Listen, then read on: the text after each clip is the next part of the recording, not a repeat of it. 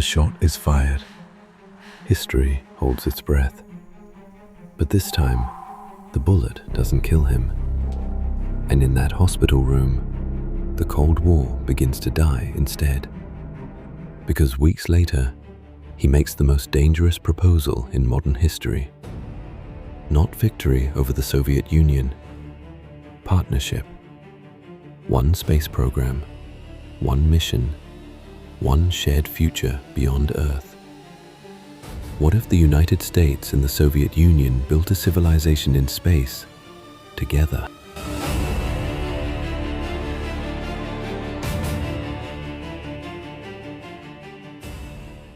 In 1963, the world was not divided by borders. It was divided by fear. 2 superpowers, thousands of nuclear weapons, and a single mistake away from extinction. Children were taught how to hide from atomic bombs. Families built shelters underground. Cities rehearsed their own destruction. This was the Cold War.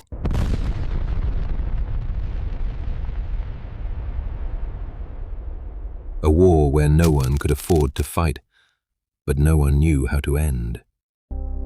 In the middle of this madness, one man believed something dangerous. He believed the Cold War didn't have to exist.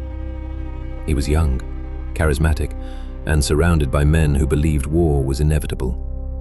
But Kennedy had seen real war. He had watched friends die. He had felt how easily heroism turns into regret. Behind closed doors, Kennedy did something no American president had done before. He tried to speak to the enemy, not as an enemy. He sent private messages to Moscow. He called for nuclear arms reduction. He even proposed something unthinkable. A joint mission to space. To Kennedy, space wasn't a battlefield. It was neutral ground, a place where humanity could remember it was one species, not 2 enemies. He didn't want to defeat the Soviet Union. He wanted to outgrow it. But in a world built on fear, hope is the most dangerous idea of all. Every great idea meets a wall.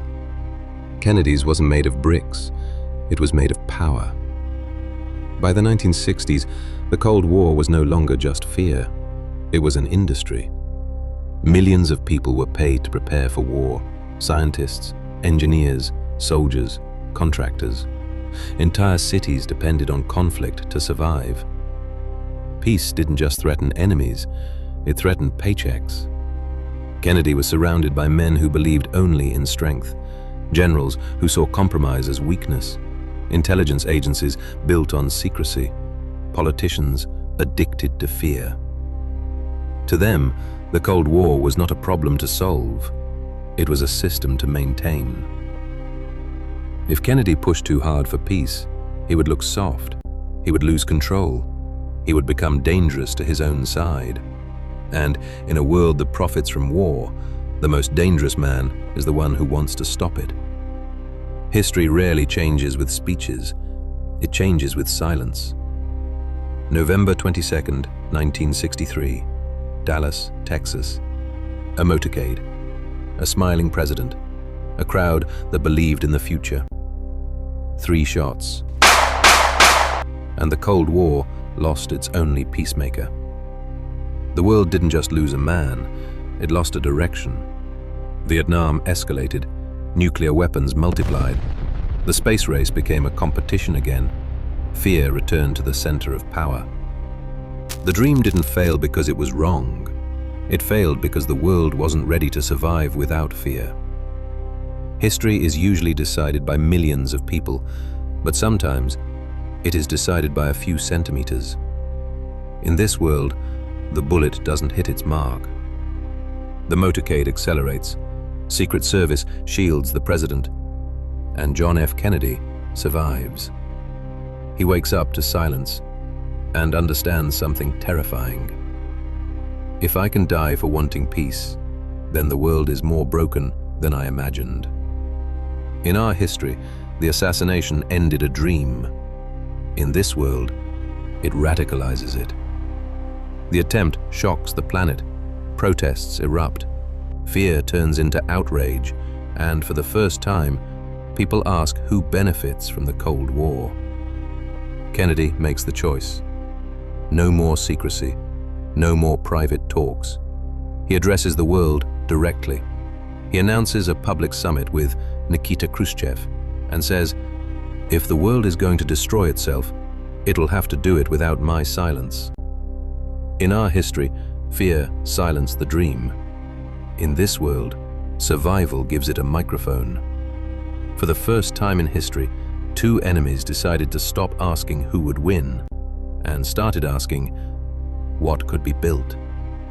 In 1964, the United States and the Soviet Union make a joint announcement. No more space race, no more secret programs, no more military satellites. Instead, a shared mission to space, not for dominance, but for survival. Defense budgets shrink. Scientists move from weapons labs to space labs. Engineers from rival nations work side by side. For the first time, progress becomes a shared language. 1972, first permanent lunar base. 1978, global space station. 1985, joint Mars expedition. Humanity doesn't conquer space, it settles it. Space is no longer a symbol of power. It becomes a second home. Children no longer grow up practicing nuclear drills. They grow up watching launches. Instead of which country are you from, the question becomes, which planet do you live on? For the first time since fire, humanity discovers a future larger than its fear. Peace is not the absence of power, it is the redistribution of it. When the Cold War ended, something else ended with it. National identity built on rivalry. For decades, countries defined themselves by opposition, capitalism versus communism, East versus West. Without an enemy, who are you? Some people feel lost, displaced, angry. Extremist movements begin to rise, not for war, but for identity. Military power shrinks, but scientific power explodes. The new elite becomes aerospace leaders, intelligence technocrats, global planners. War generals are replaced by orbital administrators. Power doesn't vanish, it changes shape. To coordinate a joint space civilization requires coordination.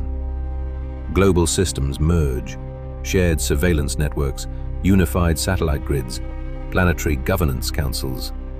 For the sake of unity, privacy begins to thin. Not tyranny, but quiet oversight. Fewer bombs fall, but fewer rebellions succeed. When the world becomes stable, it also becomes harder to disrupt, harder to challenge, harder to escape. Humanity reached the stars together, but it never learned how to disagree again. In this world, there was no endless arms race, no decades of nuclear brinkmanship, no constant shadow of extinction. Humanity chose cooperation, and it survived. Children grew up dreaming of Mars, not mushroom clouds. The United States and the Soviet Union stopped seeing each other as monsters and started seeing each other as necessary. But the tone shifts. Yet something subtle changed. Conflict became taboo, dissent became destabilizing, and unity became sacred. In protecting the future, did humanity quietly surrender something else? John F. Kennedy once said, "Mankind must put an end to war, or war will put an end to mankind." But he never said what should replace it. In our world, fear shaped the future. In this one, unity did. So tell me, would this world really be better, or just different?